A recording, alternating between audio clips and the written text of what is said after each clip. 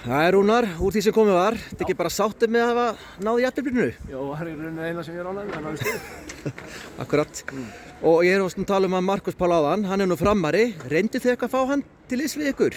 Nei, við vissum ekki eins og að vera góð til landsins, þannig að það stóð aldrei til boða. Það bara svoleiðis. Já, hérna. En hérna, ég heyrði þið tala aðeins fyrir leik vörnina. Ég heyrði það aðeins upp í stúku áðan að það er ekki alveg verið nóg sáttur.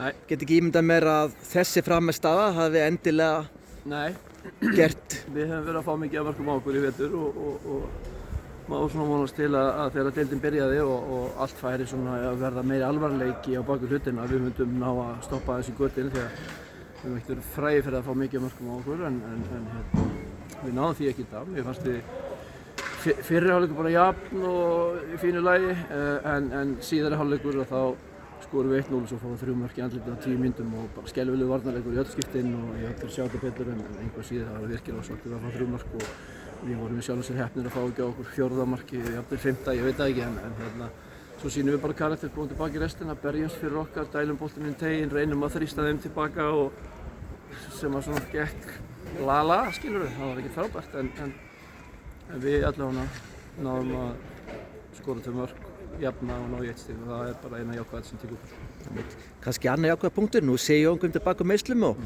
hann var nú kannski manna bestur í vörninni hjá okkur í dag, skoraði mark líka. Sigurinn var frábær og skoraði líka mark og ég veit að menn eru allir að reyna sitt besta og það er enginn að leikir hérna, það er leiðilega leiki en líka fyrir andstæðingar sem að geta stundum búið eitthvað til fyrir þig fyrir sjálfa sig þá kannski ekki fyrir okkur en að það myndi taka af skagamönnum, mark með 2 eða 3 skilur hvernig þau komu en fyrsta markið var bara hornspyrna og við díluðum ekki nægilega vel við hann en það er bara mörk breyta stundum. Ég sé alltaf að breyta í leikjum en það breyti því að þú sem þjálfur og sérð alltaf eitthvað, þú getur alltaf fundið eitthvað öllum og þú skorar hana. Lélegur varnarleikur hjá fyrsta markinu og jafna leikinn eftir 5 mínútur eða eitthvað. Einmitt, svona alveg að lokum hérna, hvernig sérðu fyrir að laga varnarleikinn?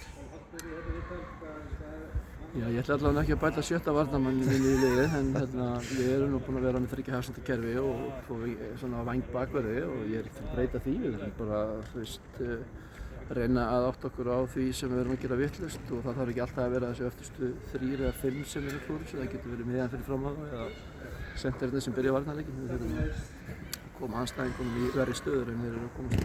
Einmitt. Herru, bara takk kærlega fyrir þetta og gangið vel.